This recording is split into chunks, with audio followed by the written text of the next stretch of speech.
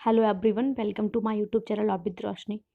Friend, आज की इस वीडियो में मैं आपको डिफरेंस बताऊंगी सेक्शन 5 और सेक्शन 6 के बीच में।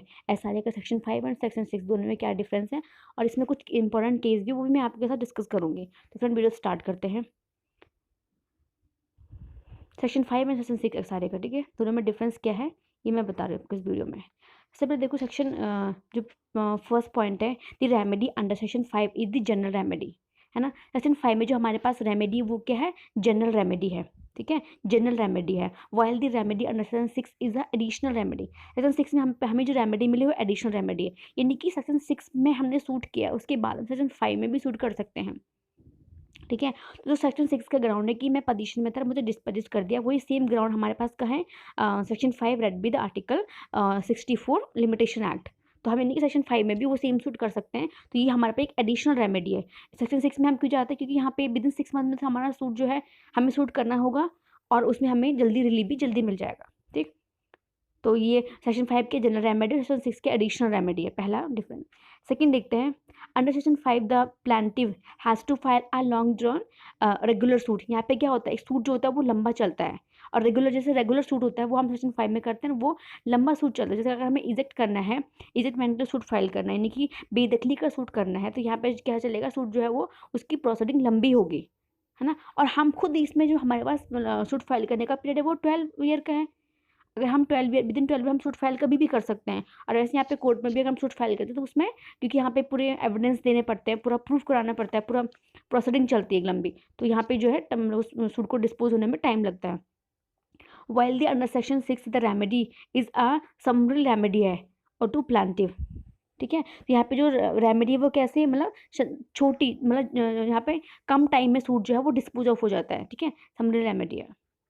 उसके बाद है सेक्शन डिफरेंस 3 देखते, पॉइंट 3 देखते हैं। Under section 5 the plaintiff can claim on the basis of title. Section 5 में जो क्लेम करेगा प्लांटिव, ठीक है, वो टाइटल के बेस पे सूट फाइल कर सकता है। यहाँ पे प्लांटिव जो सूट फाइल करेगा वो डायरेक्ट टाइटल के बेसिस सूट फाइल कर सकता है। तो while the under section 6 claim is on the basis of position and unlawfully disposition, मैं पोजीशन में था और मेरा अनलॉफुल डिस्पोजिशन हुआ है बाय द डिफेंडेंट के द्वारा। तो जो प्लांटिव का जो सूट फाइल करने का जो ग्राउंड होगा वो क्या होगा कि मैं सेटल पोजीशन में था और मुझे अनलॉफुल डिस्पोजिट कर दिया गया डिफेंडेंट के द्वारा। जबकि सेक्शन 5 में ऐसा नहीं है, हम टाइटल के बेस पे भी सूट फाइल कर सकते हैं यहाँ पे, ठीक। अब देखो, under section 5 the period of limitation is 12 year, ठीक। एंड जो 6 में पीरियड ऑफ लिमिटेशन क्या है वो 6 मंथ है from the date of disposition से आपको डिस्पोजिट किया है, विद इन 6 मंथ आपको सूट फाइल करना होगा। जबकि 5 में क्या है कि विद इन 12 ईयर आपको सूट फाइल करना है, ठीक। आगे बढ़ते हैं, अंडर सेक्शन क्लॉज 5 देखते हैं। Under section 5 the aggrieved party can file appeal and review. यहाँ पे जो एग्रीव्ड पार्टी है वो अपील में भी जा सकता है और वो रिव्यू भी फाइल कर सकता है अगेंस्ट द डिग्री और order after passing such degree और ऑर्डर। किसी डिग्री ऑर्डर को पास होने के बाद एग्री पार्टी क्या कर सकता है, उस अपील और रिव्यू में भी जा सकता है, ठीक है। वाइल द अंडर सेक्शन 6 में नो अपील और review can lie against any order और decree but only revision can lie, सिर्फ रिवीजन फाइल करेगा। और सेक्शन 6 में नो अपील नो रिव्यू, जबकि सेक्शन 5 का जो ऑर्डर होगा उसके अगेंस्ट जो एग्रीव्ड पार्टी होगा वो अपील एंड रिव्यू भी फाइल कर सकता है, ठीक। अंडर सेक्शन 5 में the suit can be file against the government also. Section 5 का जो सूट है वो गवर्नमेंट के अगेंस्ट, अगर गवर्नमेंट आपको डिस्पोजिट करती है प्रॉपर्टी से तो आप सेक्शन 5 में भी सूट फाइल कर सकते हैं, ठीक है। लेकिन यहाँ पे क्या होगा, while the section 6 suit can not file against the government, government के अगेंस्ट सेक्शन 6 का सूट हम फाइल नहीं कर सकते, ठीक है। आगे बढ़ते हैं इसमें, ये तो इसमें डिफरेंस है, सारे डिफरेंस के पॉइंट है ये जो भी इनमें मेन डिफरेंसेस है मैं आपको इसमें डिस्कस कर चुकी हूँ। अब इसमें एक केस लॉ देखते हैं। इसमें एक केस है Subrata Kumar Das versus state of West Bengal, 2010 का केस है, ठीक है। और किसका है, कोलकाता हाई कोर्ट का है। यहाँ पे ऑनरेबल हाई कोर्ट क्या कहते हैं कि held that the police having no right, police के पास कोई राइट नहीं है to put a somebody in position, किसी को पोजीशन में रखने का, in dispute of a civil natures of immovable property, अगर सिविल नेचर का डिस्प्यूट होता है इमूवेबल प्रॉपर्टी का, प्रॉपर्टी को लेके कोई डिस्प्यूट हो जाता है, तो यहाँ पे पुलिस के पास राइट नहीं है कि वो, जैसे अगर हम पुलिस को बुलाया, कॉल की, पुलिस आई, वहाँ पे पुलिस ने उनको पोजीशन में रख दिया, वहाँ पुलिस के पास ही राइट नहीं है। यानी कि ऐसा कोई डिस्प्यूट होता भी है तो वो डिस्ट्रिक्ट मजिस्ट्रेट के पास ऑर्डर होगा, CRPC में पढ़ेंगे हम, ठीक है। लेकिन यहाँ पे पुलिस के पास ऐसा कोई राइट नहीं है, ठीक। आगे केस और डिस्कस करते हैं। अब देखो, एक केस है Nair service society limited versus KC Alexander AIR 1968 supreme court.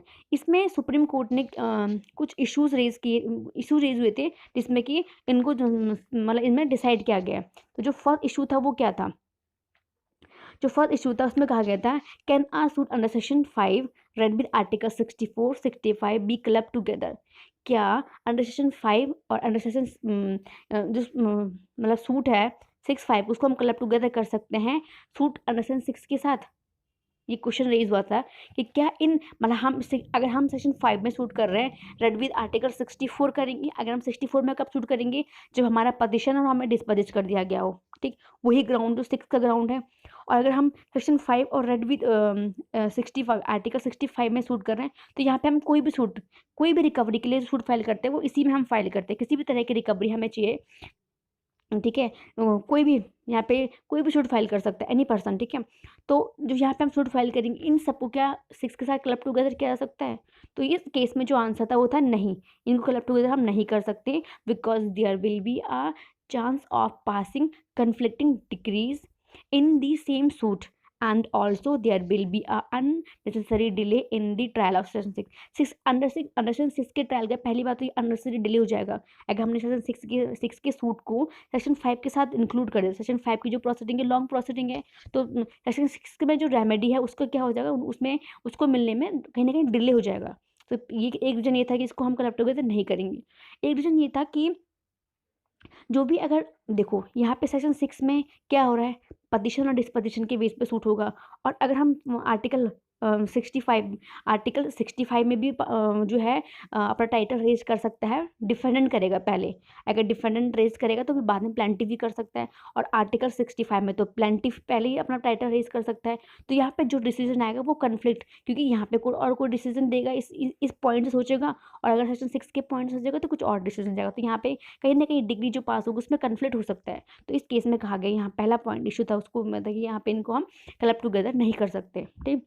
Second issue, does this suit under section 6 bar this suit under section 5 read with article 64 and 65, क्या अंडर सेक्शन 6 का सूट इनको बार कर रहा है? तो ये मैं पहले अपनी प्रीवियस वीडियो में बता चुकी हूँ कि नहीं, अगर अंडर सेक्शन 6 का सूट चल रहा है उसके बावजूद चल रहा है तब भी हम सेक्शन 64 एंड 65 का सूट कर सकते हैं, तो ये बार नहीं करेगा। तो आंसर क्या है, नहीं, इनको मतलब सेक्शन 6 का जो सूट है वो सेक्शन 5 के सूट को बार नहीं करेगा, क्योंकि हमारे पास सेक्शन 6 में क्या एडिशनल रेमेडी है, एक बार करने वाले हमें रोकने वाले रेमेडी नहीं, एडिशनल रेमेडी है हमारे पास, ठीक।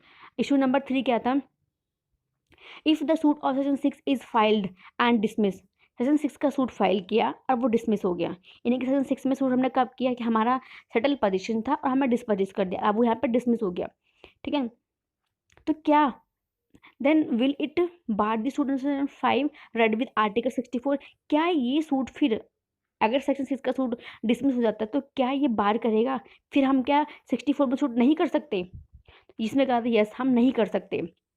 देखो क्या था, 6 में सूट में कर रहे हैं, मेरा पोजीशन है, अब मुझे डिस्पोजिस कर दिया गया है, और सेम हम आर्टिकल जो 64 में सूट करेंगे सेक्शन 5 के साथ, उसमें क्या है position and disposition.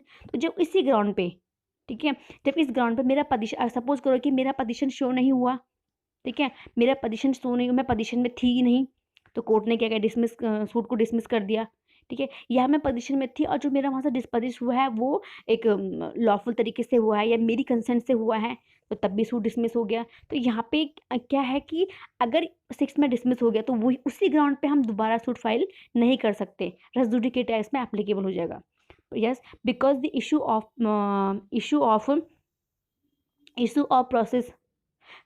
Position and disposition, जो इशू है पोजीशन का एंड डिस्पोजिशन का are the matters which are directly and substantially in a issue in both the suit. यानी डायरेक्टली, या तो वो इशू डायरेक्ट एकदम बिल्कुल सीधा सीधा कि वही चीज़ वहाँ पे भी रेज हुई, वही चीज़ वहाँ पे भी, यानी कि डायरेक्टली, और या तो वो काफ़ी हद तक सब्सटेंशियली, यानी कि काफ़ी हद तक इन अ इशू में है, दोनों सूट में जो मैटर है उसमें एक ही चीज़ है, यानी कि मेरा पोजीशन एंड डिस्पोजिशन दोनों सूट में, ठीक है।